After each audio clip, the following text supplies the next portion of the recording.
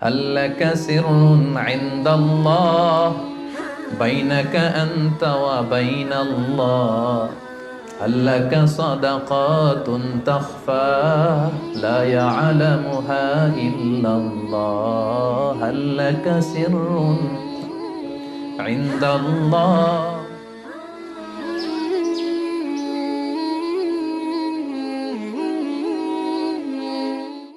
السلام عليكم ورحمة الله وبركاته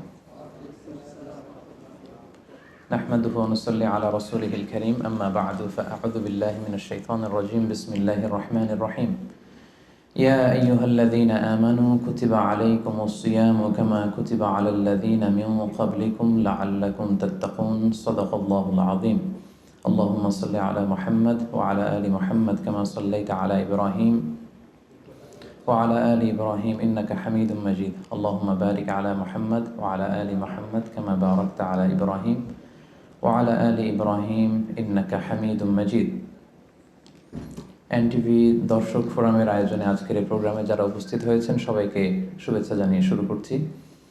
শুরুতে আল্লাহ রাব্বুল ইজ্জা ওয়াল জালালের দরবারে আমরা শুকরিয়া জ্ঞাপন করছি, যিনি আমাদেরকে পবিত্র মাস রমাদানুল মুবারকে ইফতারের পূর্ব মুহূর্তে মালয়েশিয়ার রাজধানী কুয়ালালামপুরের ইন্টারকন্টিনেন্টাল হোটেলের এই বলরুমে একসাথে উপস্থিত হওয়ার তৌফিক এনায়েত করেছেন। আমরা ফরমালি আল্লাহকে থ্যাঙ্কস জানাই, শুকরিয়া জানাই। আমরা পড়ছি কালিমাতুশ শুকর, আলহামদুলিল্লাহ।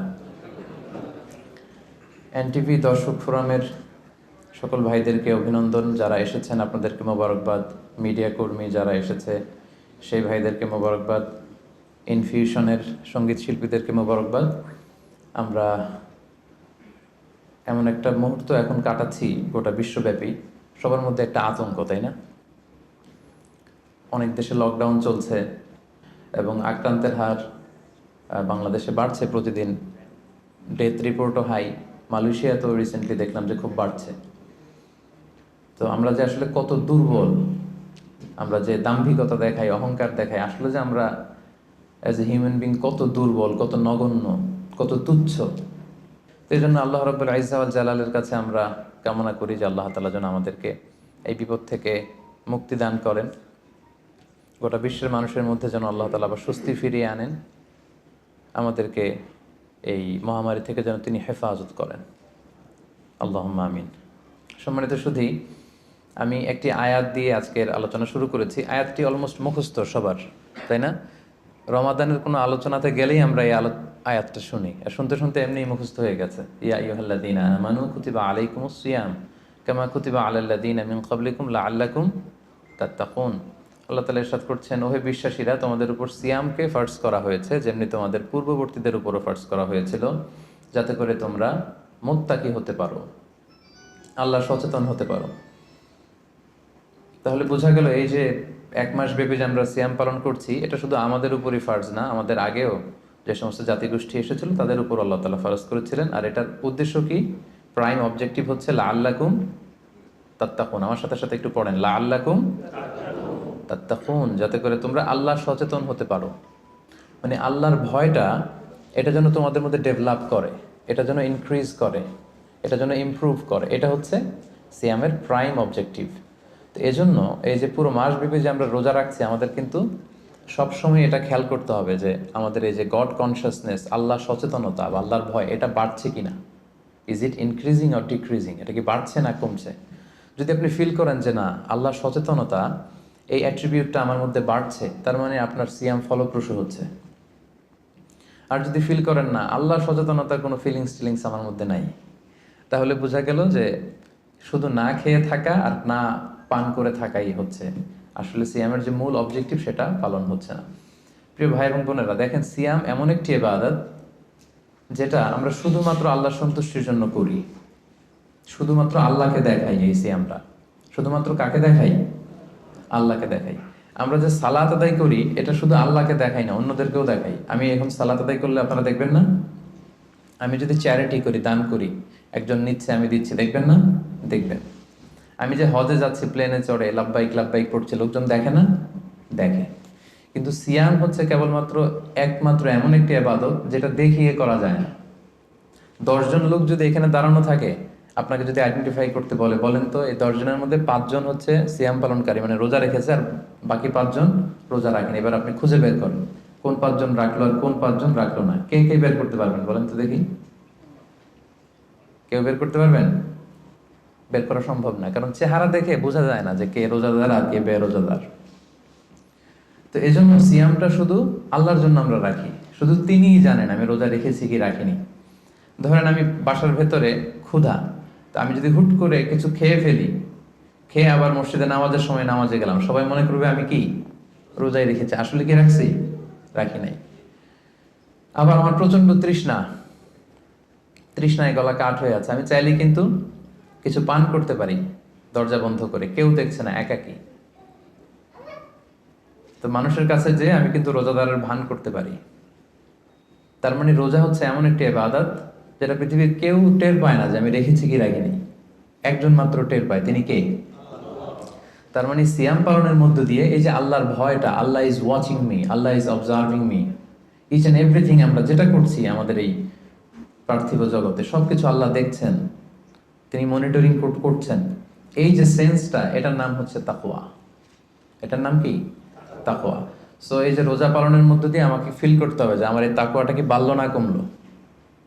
আমি যদি রোজাও রাখি আবার যদি মিথ্যা কথাও বলি, আমি যদি রোজাও রাখি আবার মানুষকে ঠকাই, আমি সিয়ামও পালন করলাম আবার অশ্লীল কাজের সাথেও যুক্ত থাকলাম, তাহলে বোঝা গেল মাই লেভেল অফ তাকওয়া ইজ ডিক্রিজিং, এটা কমছে।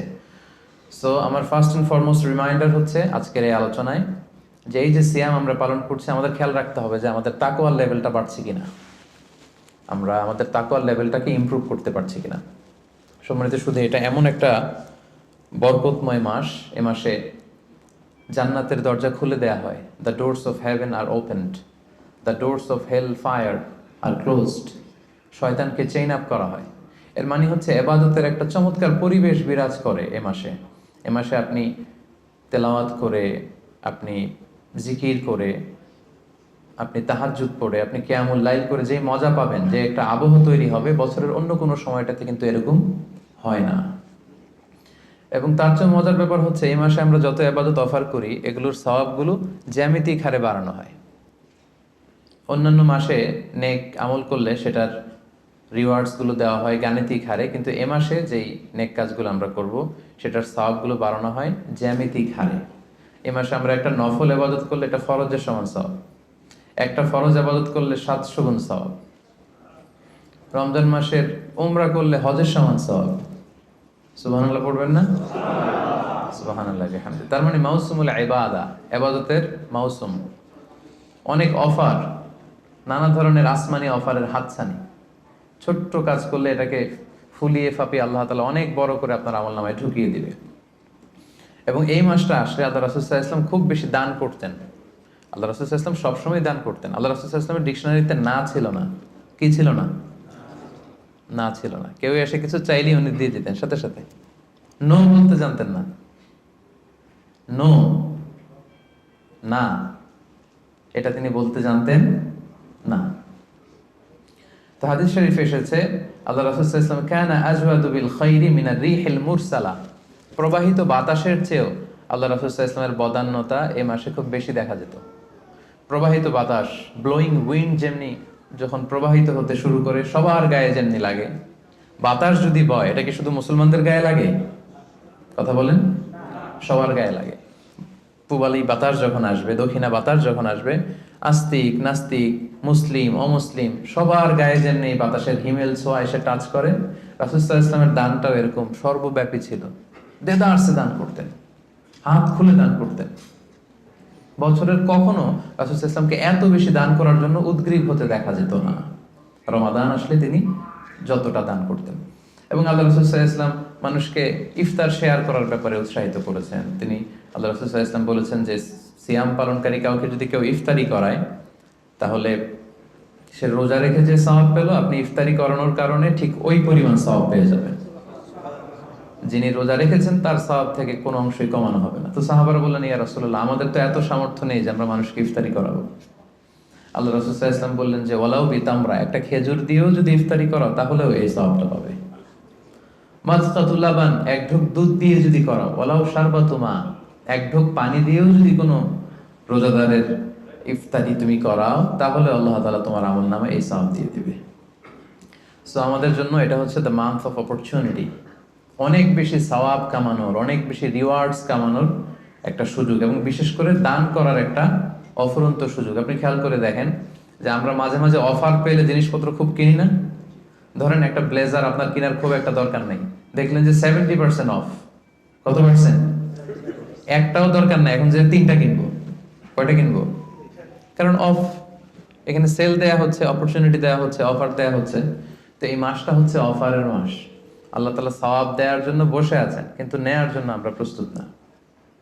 তো সম্মানিত সুধী, এজন্য আমাদের দানের হাতকে প্রশস্ত করার ট্রাই করতে হবে। নানাভাবে এই রমাদানুল মুবারকে আমরা আল্লাহ তাআলার প্রিয় ভাজন হতে পারি অনেকগুলো কাজের মধ্য দিয়ে। এই স্বল্প সময়ে হয়তো সবগুলো টাচ করা সম্ভব হবে না, এজন্য আমি ভেবেছি দান করার মধ্য দিয়ে কিভাবে আমরা আল্লাহ তাআলার প্রিয় ভাজন হতে পারি, এই ব্যাপারটা আজকে ইফতারের আগ পর্যন্ত আমি একটু টাচ করবার চেষ্টা করবো ইনশাআল্লাহ। ডোনেশন করা আমরা করি না সবাই? আমরা ডোনেশন করি, চ্যারিটি করি, আমরা যাকাত দেই, অথবা আমরা নর্মাল চ্যারিটি করি, নফল দান করি। এই দানটাকে আল্লাহ তাআলা খুব বেশি পছন্দ করেন, অত্যন্ত বেশি ভালোবাসেন।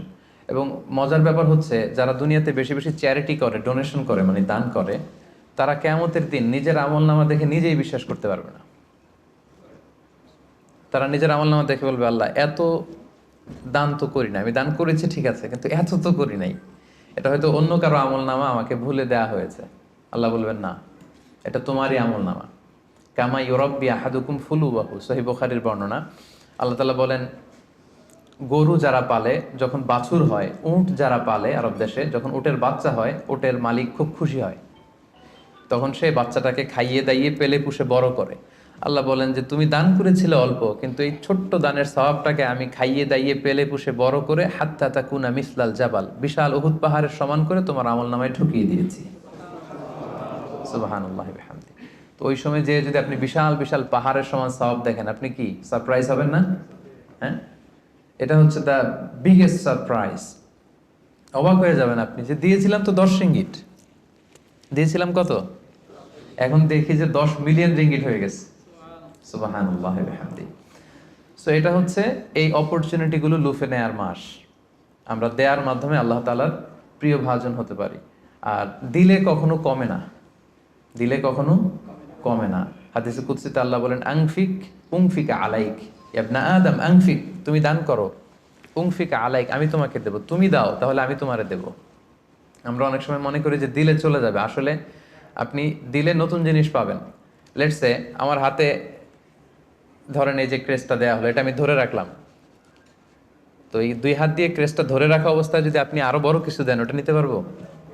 কথা বলেন, পারবো? এইটার দিয়ে দিলে কাউরে আর একটা বড় একটা নিতে পারবো, তাই না? আর ওইটা যদি দিয়ে দেয়, তখন আরো বড় কিছু নিতে পারবো। সো আপনি দিয়ে দেন, আপনি দেন, আসল দেয়ার মালিক হচ্ছেন আল্লাহ। তিনি দিয়ে একেবারে ভরিয়ে দিবেন আপনার জীবন। এবং আল্লাহ তাআলার দরবারে তার ভান্ডারে কি কোনো ঘাটতি কমতি আছে?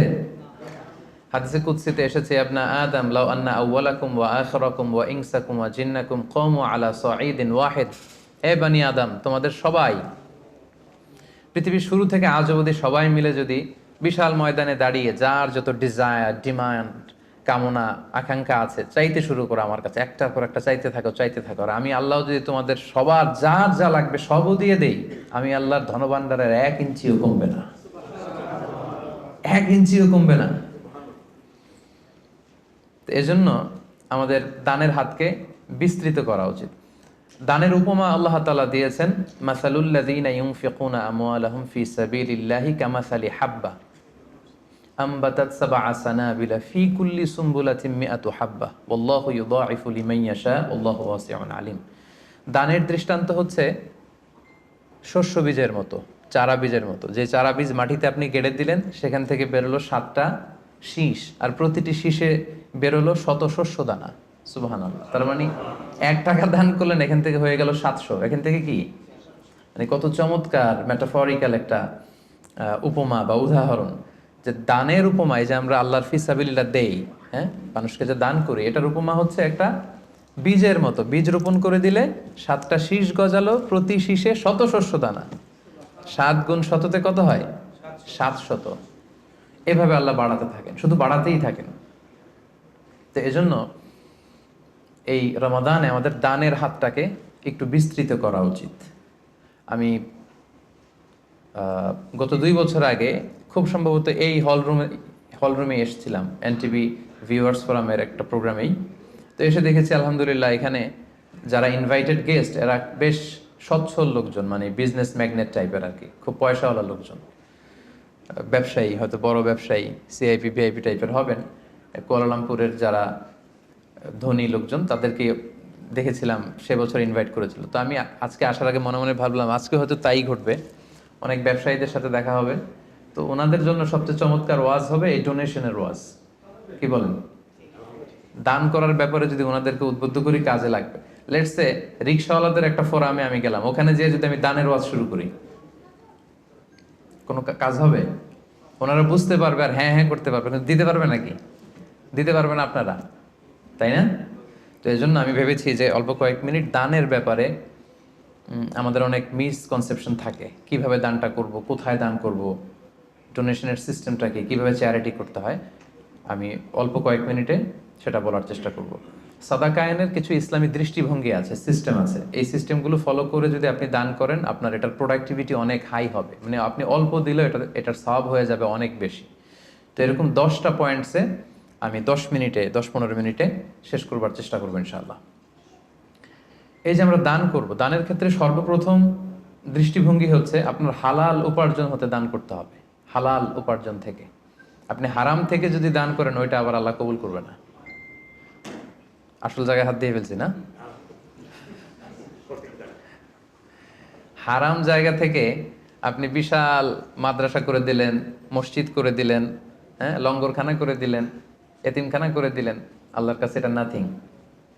ইট ডাজন্ট কেয়ার ইট। আল্লাহ এটা কোনো কেয়ারই করে না। হাবা মানসুর, এটা ধুলায় মলিন হয়ে যাবে, একেবারে উড়ে যাবে। এটার কোনো মিজানের পাল্লায় উঠালে এটার কোনো ওজনই হবে না।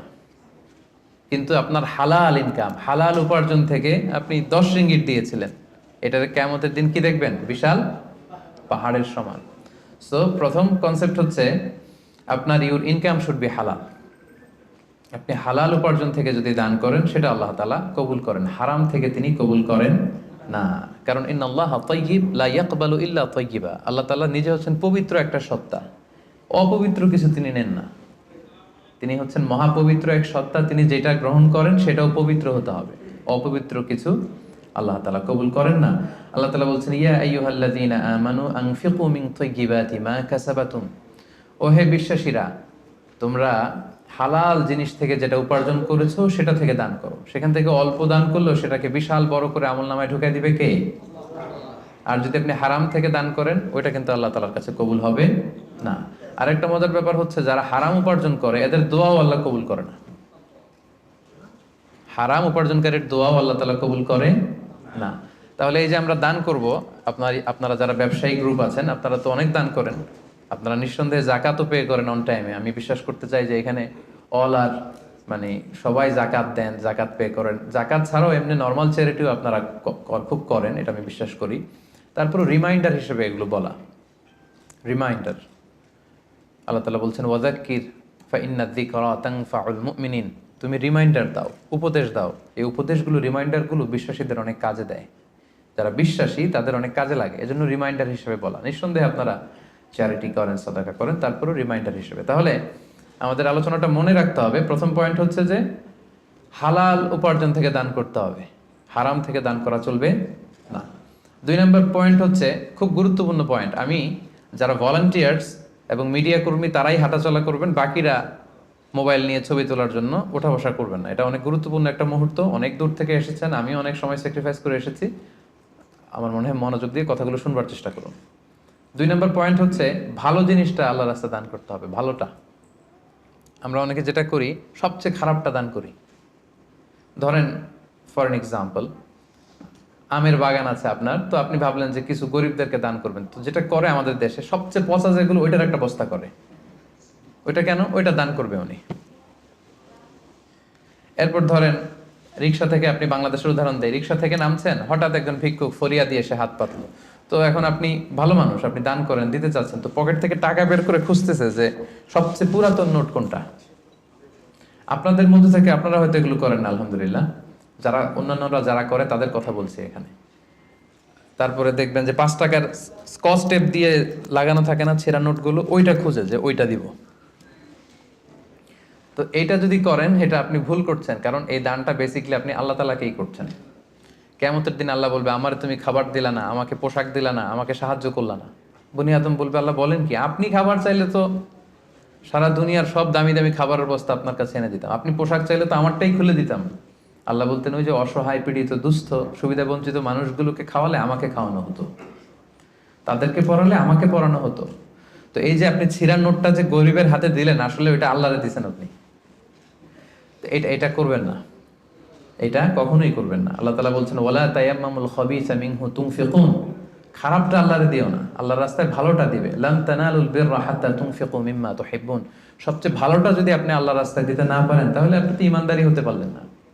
পুণ্য ততক্ষণ পর্যন্ত হাসিল হবে না যতক্ষণ না তুমি যেটা পছন্দ করো ওইটা যতক্ষণ তুমি আল্লাহর রাস্তায় দিতে না পারো, ততক্ষণ পর্যন্ত পুণ্য হাসিল হবে না। তাই দানের দৃষ্টিভঙ্গির 2 নাম্বার পয়েন্ট হচ্ছে আমরা ভালোটা দিব খুঁজে খুঁজে।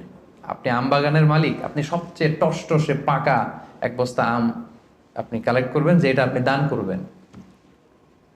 কি পারা যাবে না ইনশাআল্লাহ? এই রিমাইন্ডারটা আমরা যেন সবাই নিই। আমি আমার নিজের একটা উদাহরণ বলি, নিজেকে জাহির করার জন্য বলছি না, জাস্ট উৎসাহ দেওয়ার জন্য। আমি বাংলাদেশে যেহেতু তাফসির প্রোগ্রামের জন্য জেলা টু জেলা সারা বাংলাদেশে আমার মুভমেন্ট করতে হয়, দেখা যায় যে গাড়িতেই থাকতে হয় দিনরাত। তো আমি একটা অভ্যাস করে নিয়েছিলাম, আমি যেটা করতাম, আমি কচকচে 100 টাকার আর 500 টাকার কিছু নোট আমার এই পকেটে রাখতাম। যদি কখনো গাড়ির সামনে কোনো ফরিয়াদি বা ভিক্ষুক যদি চায় ওদেরকে দেওয়ার জন্য, তো এটা একটা অভ্যেস করে নিয়েছিলাম, 100 টাকার কচকচে নোট আর 500 টাকার কচকচে নোট।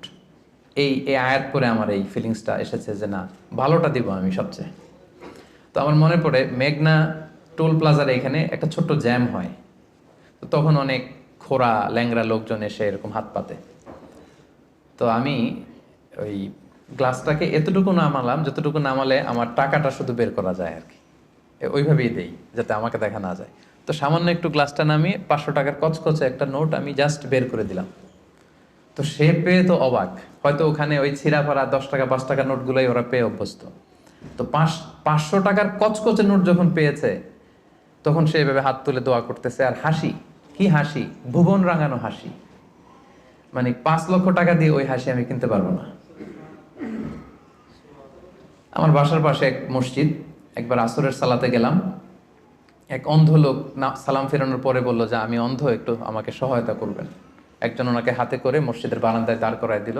তো পকেটে হাত দিয়ে দেখি কোনো টাকা নেই, বাসা খুব কাছে, বাসায় চলে গেলাম। আবার ওই 500 টাকার কচকচে একটা নোট নিয়ে আসলাম। তো নিয়ে এসে ওনার কাছে হাত ধরে বললাম যে আপনি টাকা ধরলে চেনেন নাকি? বলে হ্যাঁ চিনি। দেখেন তো এটা কত? বলে 500 টাকা।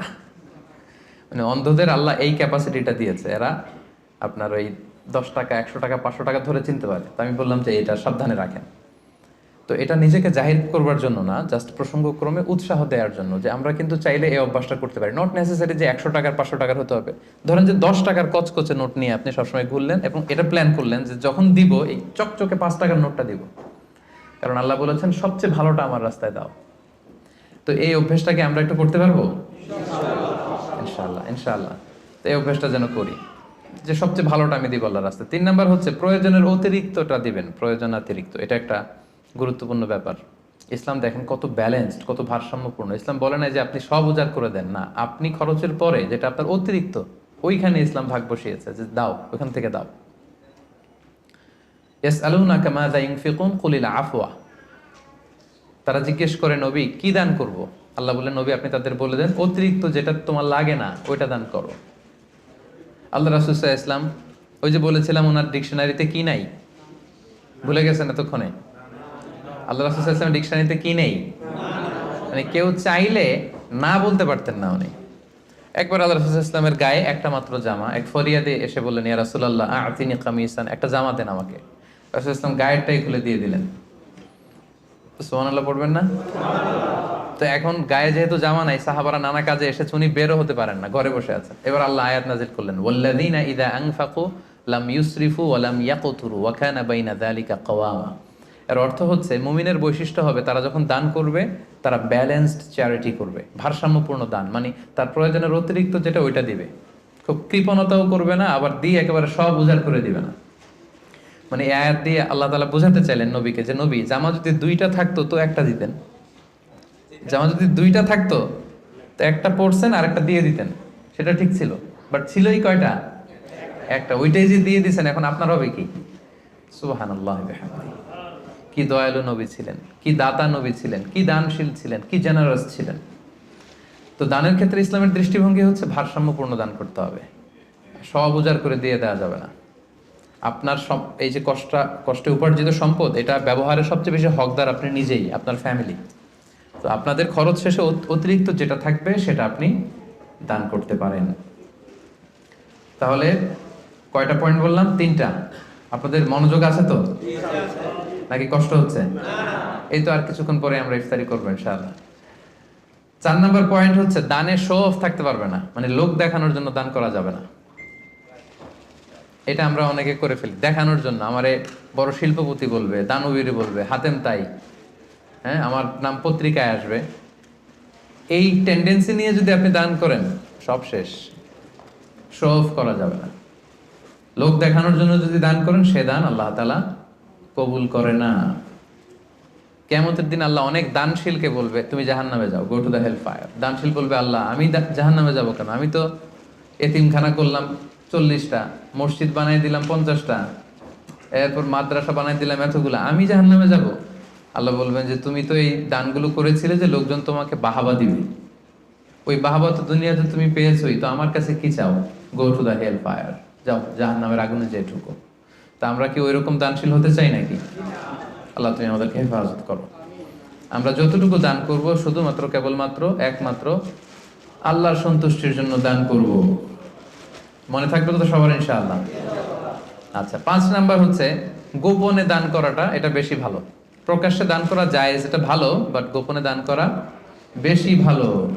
আল্লাহ তাআলা বলছেন ইন তুবদু সাদাকাতি ফানি'মা হিয়া ওয়া ইন তুখফুহা ওয়া তুতুহাল ফুকারা ফাহুয়া খায়রুল লাকুম।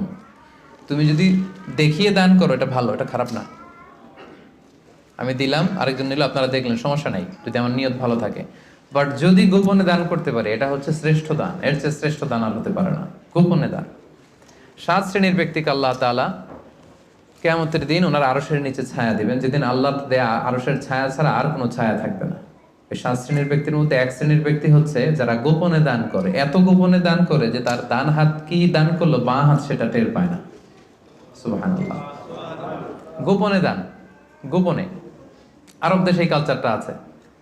এই রমজানে এরা এত দান করে, তাহাজ্জুদের আগে দিয়ে বের হয়, একটা প্যাকেটের ভেতরে কিছু ইফতারি সামগ্রী, কিছু সাহুর সামগ্রী, আর ধরেন 500 রিয়ালের একটা নোট বাড়ির সামনে আস্তে করে রেখে দিয়ে আবার ড্রাইভিং করে চলে যাবে। এরকম 500টা বাড়ি 100টা বাড়ির সামনে দিয়ে বাস শেষ। কে দান করলো তাও জানলো না, কিভাবে কি হলো কেউ টেরও পায়নি। যার পাওয়া দরকার সে পেয়ে গেছে, যার সওয়াব দরকার সে সওয়াব আল্লাহর কাছ থেকে নিয়ে নিয়েছে। তো এই যে গোপনে দানটা আল্লাহ তাআলার কাছে খুব বেশি প্রিয়, এবং এটা খুব পাওয়ারফুল একটা ব্যাপার। কতটা পাওয়ারফুল আমি একটা হাদিস শোনাই, লম্বা হাদিস, সময় আমাদের হাতে কম, আমি সংক্ষেপে বলি। আল্লাহ যখন এই পৃথিবী সৃষ্টি করলেন, পৃথিবী কাঁপছিল। আল্লাহ তখন পাহাড় পেরেকের মতো পৃথিবীতে ঢুকিয়ে দিলেন, পৃথিবীর কাঁপাকাঁপি বন্ধ হলো। ফেরেশতারা অবাক, আল্লাহ পাহাড়ের এত শক্তি যে আপনি পাহাড়কে কেটে দিলেন, পৃথিবীর কাঁপাকাঁপি বন্ধ হয়ে গেল। ইয়া রাব্বি হাল মিন খালকিকা আশাদ্দা মিনাল জিবাল, আপনার সৃষ্টিকুলের মধ্যে পাহাড়ের চাইতেও শক্তিশালী কিছু আছে? আল্লাহ বললেন আছে। সেটা কি? আল হাদিদ, লোহা। ফেরেশতারা আবার অবাক, লোহা এত শক্তিশালী? কারণ লোহার হাতুড়ি দিয়ে পাহাড় কাটা যায়, তাই না? তখন ফেরেশতারা আবার প্রশ্ন করলো, আল্লাহ তাহলে লোহার চাইতেও শক্তিশালী কিছু আছে নাকি? আল্লাহ বললেন আছে, আগুন, আন্নার। কারণ আগুনের ভেতরে লোহা ফেললে লোহা গলে যায়, তাই না? ফেরেশতারা আবার অবাক হয়ে বললেন, তাহলে আগুনের চাইতেও শক্তিশালী কিছু আছে নাকি? আল্লাহ বললেন আছে। সেটা কি? পানি। কারণ আগুনে পানি ঢেলে দিলে আগুন অস্তিত্ব হারায়। ফেরেশতারা শুধু অবাক হচ্ছে, খালি অবাক হচ্ছে। এবার বললেন, আল্লাহ তাহলে পানির চাইতেও শক্তিশালী কিছু আছে নাকি? আল্লাহ বললেন আছে। সেটা হচ্ছে বাতাস। কারণ বাতাস ঝাপটা মেরে জলোচ্ছ্বাস তৈরি করে জলের মধ্যে, পানির মধ্যে, তাই না? এক জায়গা থেকে পানি নিয়ে অন্য জায়গায় নিয়ে যায়। ফেরেশতারা আবার অবাক, বাতাস এত শক্তিশালী? ইয়া রাব, আল্লাহ তাহলে এই বাতাসের চাইতে শক্তিশালী কোনো সৃষ্টি কি আপনার সৃষ্টিকুলে আছে? আল্লাহ বললেন আছে। কে? আল্লাহ বললেন ওই বনি আদম যে গোপনে দান করে। ওই বনি আদম যে গোপনে দান করে, এত গোপনে তার ডান হাত কি দিয়েছে বাঁ হাত সেটা টের পায় না। সুবহানাল্লাহ। আল্লাকা সিররুন ইনদাল্লাহ বাইনাকা আনতা ওয়া বাইনাল্লাহ আল্লাকা সাদাকাতুন তাখফা লা ইয়ালামুহা ইল্লাল্লাহ আল্লাকা সিররুন ইনদাল্লাহ বাইনাকা আনতা ওয়া বাইনাল্লাহ আল্লাকা সাদাকাতুন তাখফা লা ইয়ালামুহা ইল্লাল্লাহ। সুবহানাল্লাহ। তোমার আর তোমার রবের মাঝে এরকম গোপন কোনো ডিলিংস আছে নাকি যেটা দুনিয়ার কেউ জানে না, শুধু তোমরা জানো? তোমার জীবনে এমন কোনো গোপন দান আছে নাকি যেটা আল্লাহ ছাড়া কেউ দেখেনি? কত চমৎকার না শীত! তো আমাদের প্রত্যেকের জীবনে এরকম গোপন কিছু ইবাদত থাকা দরকার, গোপন কিছু দান থাকা দরকার, যেটা যাকে দিছি ও জানে, আর যার জন্য দিছি সে জানে, আর কারোর জানানোর দরকারও নাই। এত বেশি পাবলিসিটি, এত বেশি প্রচার প্রচারণার দরকার নাই। তো এই জন্য দানটা হতে হবে গোপন দান, এটা আল্লাহর কাছে প্রিয়। 6 নম্বর হচ্ছে নিকট আত্মীয়রা বেশি অগ্রাধিকার পাবে। লেটস সে আপনার ভাই গরিব, আপনার ভাগিনা গরিব, আপনার ভাতিজা গরিব, আপনি এদেরকে না দিয়ে অন্য জেলায় যে দিতেছেন একেবারে হাতেম তাইয়ের মতো, এটা আপনি ভুল করতেছেন। এটা ভুল হচ্ছে, আগে তাদেরকে দিতে হবে। ভাই, আত্মীয় স্বজন, হ্যাঁ, এরা হচ্ছে বেশি প্রায়োরিটি পাবে। কারণ হাদিসে এসেছে আত্মীয়কে যদি আপনি চ্যারিটি করেন, এখানে দুইটা সওয়াব, এক হচ্ছে দানের সওয়াব, আর হচ্ছে আত্মীয়তার সম্পর্ক যে মিলিয়ে রেখেছেন ওইটার সওয়াব। সুবহানাল্লাহ। তো এই জন্য আমাদের নিকট আত্মীয় যদি কেউ এরকম দুস্থ অসচ্ছল থাকে, আমরা আগে তাদেরকে প্রায়োরিটি দিব দানের ক্ষেত্রে। 6 নম্বর হচ্ছে আত্মসম্মান বোধের কারণে কিছু লোক আছে যারা মানুষের কাছে চেয়ে বেড়াতে পারে না, এদেরকে প্রায়োরিটি দিতে হবে। কিছু লোক আছে সব জায়গায় চায়, যেখানেই দান দক্ষিণা হচ্ছে ওখানে যে লাইন ধরে, দিনে 5টা লাইন ধরবে, সব জায়গায় যে হাত পেতে আছে। কারণ এদের চক্ষু লজ্জার ব্যাপারটা ওইরকম নাই, এরা চাইতে পারে, সমস্যা হয় না, আসলেই গরিব, আবার চায়ও মানুষের কাছে দিতে আসছে, চাচ্ছে তো পাচ্ছে। কিছু লোক আছে বুক ফাটে তো মুখ ফোটে না, এর পেটে ক্ষুধার জ্বালা কিন্তু বলে না কাউকে, এমন ভাবে চলে আত্মসম্ভ্রম বোধের কারণে, তার একটা প্রেস্টিজ আছে, সে কারো কাছে চায় না, কারো কাছে যে হাতও পাততে পারে না সামাজিক একটা অবস্থানের কারণে। আমাদের বিত্তশালী যাদেরকে আল্লাহ তাআলা বানিয়েছেন, আমাদের দায়িত্ব হচ্ছে এদেরকে খুঁজে খুঁজে লিস্ট করে এদের হাতে যে পৌঁছে দেয়া। মনে থাকবে তো ইনশাআল্লাহ। এরপরে দান করার ক্ষেত্রে আরেকটা জিনিস খেয়াল রাখতে হবে, দান করে খোটা দেওয়া যাবে না। লা তুবতিলু সাদাকাতিকুম বিল মান্নি ওয়াল আযা। খবরদার, তোমরা খোটা দিয়ে, কষ্ট দিয়ে তোমাদের সাদাকাকে বাতিল করো না। আমরা এটা অনেকে করি। আমার অনেক পয়সা ছিল, আমার পয়সা পেয়ে অনেক ফ্যামিলি হয়তো দাঁড়িয়েছে, তখন কিছু হলেই পান থেকে চুন খসলেই বলে, জানি তোমরা কি ছিলা, আমার আব্বা দিলেই তো খেতে পারতা, আমরা দিলেই তোমরা পড়ছো, আমাদের টাকায় তোমরা পড়াশোনা করে আজকে এই অবস্থানে আসছো, শেষ করে দিলেন আপনার আব্বার, আপনাদের দানগুলো শেষ করে দিলেন আপনি এই কথা বলে। খোটা দিয়েছেন তো আপনার আমলনামা, এই দানের যে সওয়াব, এটা আল্লাহ ধ্বংস করে দিবে। এজন্য খবরদার, লা তুবতিলু সাদাকাতিকুম বিল মান্নি ওয়াল আযা। আমরা যেন কারো মনে কষ্ট দিয়ে, কাউকে খোটা দিয়ে যেন আমাদের এই সাদাকা নষ্ট না করি। এরপরে সর্বশেষ হচ্ছে মৃত্যুর আগেই দান করতে হবে। লাস্ট পয়েন্ট, সর্বশেষ পয়েন্ট হচ্ছে সুস্থ থাকতে মৃত্যুর আগেই দান করে যেতে হবে, ওইটা আল্লাহর কাছে বেশি প্রিয়। আমি উদাহরণ দিই, ব্যাপারটা কেমন। অনেকের এরকম হতে পারে যে তার ক্যান্সারে সে আক্রান্ত, দুরারোগ্য ব্যাধি, আর বাঁচবে না, এখন বিছানায় পড়ে গেছে, এখন 1000 কোটি টাকার মালিক, জীবনে দান টানার করে নেই, এখন বিছানায় পড়ে বলতেছে ওই মাদ্রাসায় 10 লাখ দিয়ে দে, ওই হেফজখানায় 50 লাখ, ওদিকে 1 কোটি দিতে থাকো।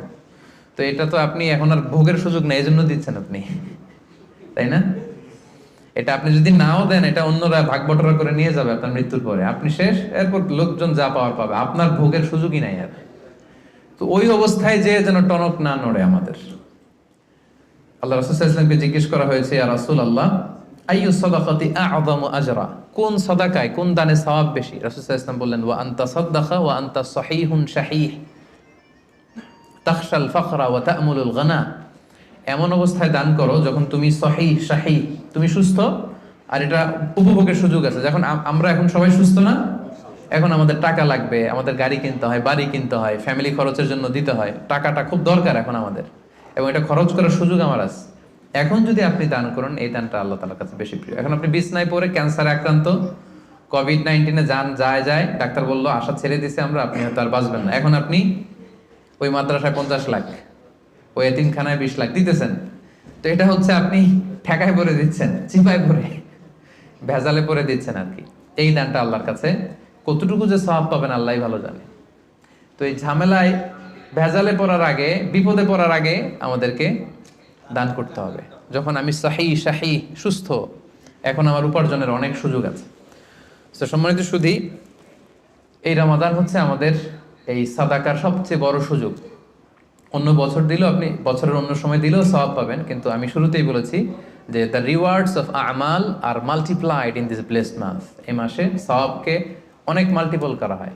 নফল করলে ফরজের সমান সওয়াব, ফরজ করলে 700 গুণ সওয়াব, এই মাসে উমরা করলে হজের সমান সওয়াব।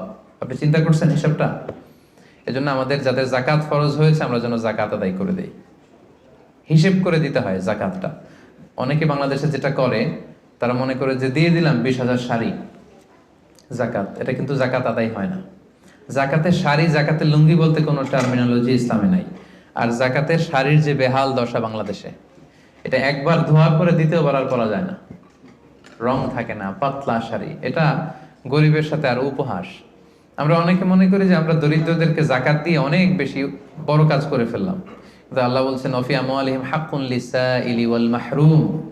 তুমি কোনো করুণা করনি, বরং তোমার সম্পদে এটা গরিবদের অধিকার। বরং গরিবরা আমার জাকাত নিয়ে আমাকে করুণা করেছে। কি বলেন? আচ্ছা, একটু খেয়াল করে উত্তর দিবেন বুঝে শুনে। আমি যদি ধনী হই, জাকাত দেওয়া আমার জন্য কি ফরজ? আর আরেকজন লোক গরিব, তার জন্য জাকাত খুঁজে খুঁজে নেওয়া কি ফরজ? নিবে না, নিলাম না আপনার জাকাত, আমি কষ্টে কাটালাম, কোনো সমস্যা আছে? নাই। তো আমার ফরজ কিন্তু আমার ঠিকই আদায় করে ফেলতে হবে, আল্লাহর মহাখাজা, আল্লাহর পাকড়াও থেকে বাঁচার জন্য আমাকে দিতেই হবে। কিন্তু ও বাধ্য না নিতে, তার মানে ও আমারে বাঁচায় গেল, তাই না? সে আমাকে বাঁচালো জাহান্নামের আগুন থেকে। এজন্য যারা ওয়াল্লাযীনা ইয়াকনিজুনা আয-যাহাবা ওয়াল ফিদ্দাতা ওয়া লা ইউনফিকুনাহা ফি সাবিলিল্লাহ ফাবাশশিরহুম বিআযাবিন আলীম। যারা সম্পদ, যারা জুয়েলারি, অর্নামেন্টস এগুলো জমা করে রাখে, ব্যাংক ব্যালেন্স জমা করে রাখে, যাকাত ফরজ হওয়ার পরেও যাকাত দেয় না, হে নবী তাদেরকে ভয়ঙ্কর আপনি আযাবের সুসংবাদ দিন, ভয়ঙ্কর শাস্তি তাদের জন্য অপেক্ষা করছে। সাইয়ুতাওয়াকুনা মা বাখিলু বিহি ইয়াউমাল কিয়ামাহ। সবচেয়ে ভয়ঙ্কর কথা হচ্ছে কিয়ামতের দিন এই পৃথিবীতে যত অন্যায় আমরা করি সবগুলোর শাস্তি দেয়া হবে জাহান্নামে যাওয়ার পরে। শুধু জাকাতের শাস্তি দেওয়া শুরু হয়ে যাবে ইয়াউমাল কিয়ামা। কিয়ামতের ময়দানে শিকল দিয়ে ডান্ডা বেরি পরি আপনাকে টানা হবে। কথা বুঝতে পেরেছেন? সব অপরাধের শাস্তি কোথায় হবে? জাহান্নামে। কোথায় যাওয়ার পরে? আগে ফায়সালা, আমি জান্নাতি না জাহান্নামে। জাহান্নামে গেলে তখন শাস্তি। শুধু জাকাতের শাস্তি কিয়ামতের ময়দানে মায়ের শুরু। আচ্ছা, এবার একটু বলেন তো, যে লোকটা জাকাত না দেওয়ার কারণে কিয়ামতে কোটি মানুষের সামনে তাকে শিকল ধরে টানা হচ্ছে, সে যদি নামাজি হয়ে থাকে তার নামাজ কি কাজে লাগলো? ও যদি হজ করে থাকে ওর হজ কি কাজে লাগলো? ওর অন্যান্য ইবাদত কি কাজে লাগলো? তো এই জন্য এই যাকাত এটা হচ্ছে গরিবের অধিকার, এবং এটা আল্লাহ তাআলা আমাদের উপর ফার্জ করেছেন, অবধারিত। এই ক্ষেত্রে যেন আমরা কোনো ধরনের গরিমসি না করি। এবং কিয়ামতের দিন আল্লাহ বলছেন যে আমরা যে সম্পদগুলো জমা করেছি এগুলোকে আগুনে পুড়িয়ে লোহার খুন্তি দিয়ে কপালে একটা ছেক দেওয়া হবে, পাঁজরে একটা, পিঠে একটা। জাহান্নামের আগুন এটা চেনা আগুন না। দুনিয়ার আগুন আঙ্গুলে লাগলে আঙ্গুল জ্বলে, জাহান্নামের আগুন আঙ্গুলে একটু লাগলে আগে কলিজা জ্বলে যাবে। নারুল্লাহিল মুকাদা আল্লাতী তাত্তালিউ আলাল আফইদা। দুনিয়ার আগুন যেখানে লাগে ওইখানে জ্বলে, পায়ে লাগছে পায়ে জ্বলবে। জাহান্নামের আগুন লাগা মাত্রই আগে কলিজাটা ছাই হয়ে যাবে। ওই আগুন হজম করার ক্ষমতা দিয়ে আল্লাহ আমাদেরকে তৈরি করেননি।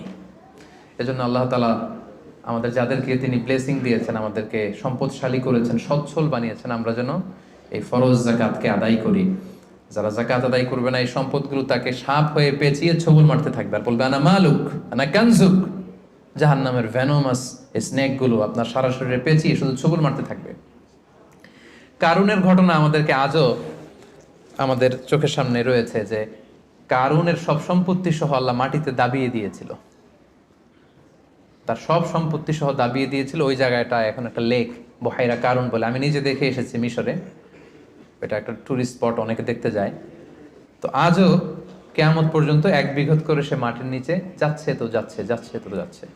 তো সম্মানিত সুধী, আসুন আমরা ইফতারের এই পূর্ব মুহূর্তে আল্লাহ তাআলা আমাদের যাদেরকে সম্পদ দিয়েছেন, দান করে যিনি আমাদেরকে অনেক প্রাচুর্যতা দিয়েছেন, সচ্ছলতা দিয়েছেন, আমাদেরকে মিলিয়নার বানিয়েছেন, বিলিয়নার বানিয়েছেন, এটা কিন্তু আল্লাহর খেলা। হ্যাঁ, আমাদের চেষ্টা ছিল।